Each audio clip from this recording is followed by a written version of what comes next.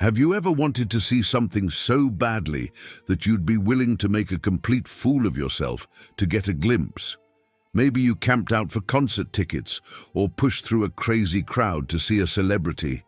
Today, we're diving into one of the most relatable, hilarious, and profoundly moving stories in the entire Bible. It's a story about a man who was lost, a man who was hated, and the single moment that changed everything. This is the story of Zacchaeus, but not like you've ever heard it before. The ancient city of Jericho was buzzing, but it wasn't its famous walls or lush palm groves causing the stir. A rumor was snaking through the marketplace, whispered from stall to stall. Jesus of Nazareth was coming there. Now, Jesus wasn't just a preacher. To the people of Judea, he was a phenomenon. He was the talk of the region, the healer of the sick, the feeder of the thousands, the man who spoke with an authority that left the religious elites stammering. And today, he was coming to their town. The air was thick with anticipation and dust as the entire population of Jericho spilled into the streets, jostling for position. Everyone wanted to see this man for themselves. And there was one man who wanted it more than most. His name was Zacchaeus. Now, if we're being honest, Zacchaeus was probably the most hated man in Jericho. His job title was chief tax collector. In our modern terms, he wasn't just an IRS agent. He was more like a regional director for a corrupt, oppressive corporation, the Roman Empire. He was a Jew who had chosen to work for the enemy, and the system was rigged for his profit. He had the legal authority to tax people whatever he wanted, lining his own pockets with the extra. He was wealthy, powerful, and utterly isolated. His money bought him comfort, but it couldn't buy him a friend. It couldn't buy him a kind glance in the marketplace. He was socially and spiritually bankrupt, and to add insult to injury, he was short.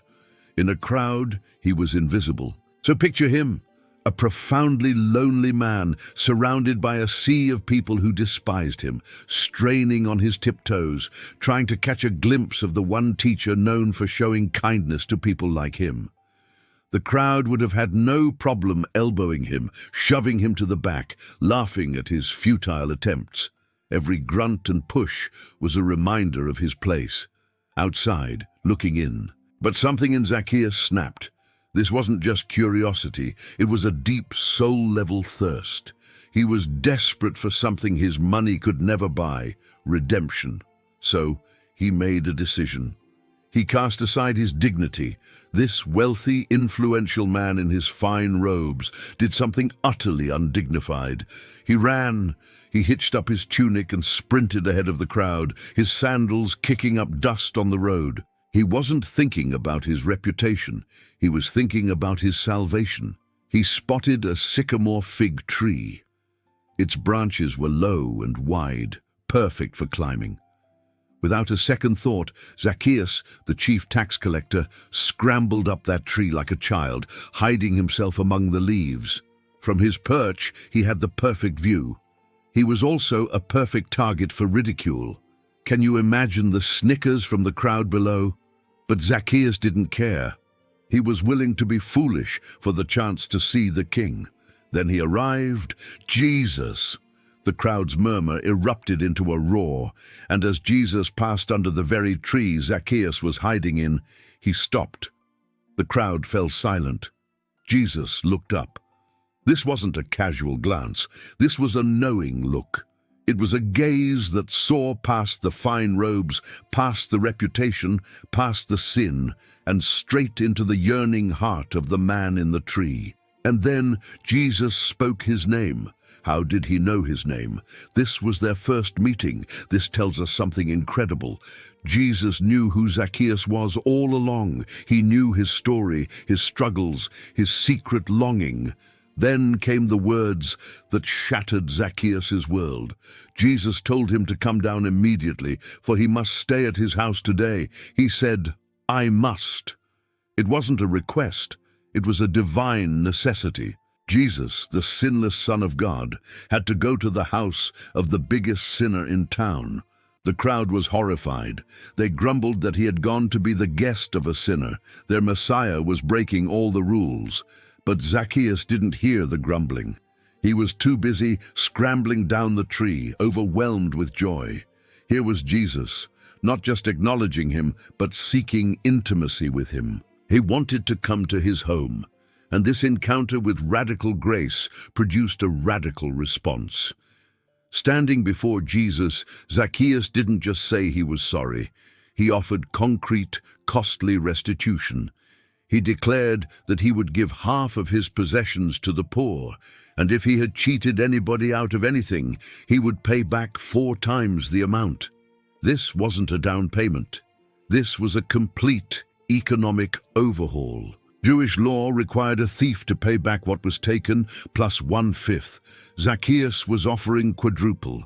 He was going far beyond the requirement. His repentance was authentic, evidenced by action. Jesus' response seals the deal. He declared that today salvation had come to that house, for the Son of Man came to seek and to save the lost. So what are the takeaways for us today? First, no one is beyond reach. Your past, your mistakes, your reputation, none of it disqualifies you from God's love. Jesus specializes in finding people who are lost. If he sought out Zacchaeus, he is seeking you. Second, get curious and get desperate. Zacchaeus had holy curiosity. He was willing to look foolish to find Jesus. What are we willing to do? Are we willing to step out of our comfort zone, to wake up a little earlier for prayer, to open our Bibles when we'd rather scroll, to be seen seeking him? Third, grace demands a response. True encounter with Jesus changes us. It's not just about feeling good, it's about doing good. Zacchaeus' faith was immediately evidenced by his actions. Our transformation should be visible in how we live, how we give, and how we make things right with others. Finally, God sees you. You may feel hidden in your struggles, lost in the crowd of life, but God sees you in your tree. He knows your name, and he is calling you to come down and fellowship with him. This story is proof that an encounter with Jesus is the most transformative force on the planet.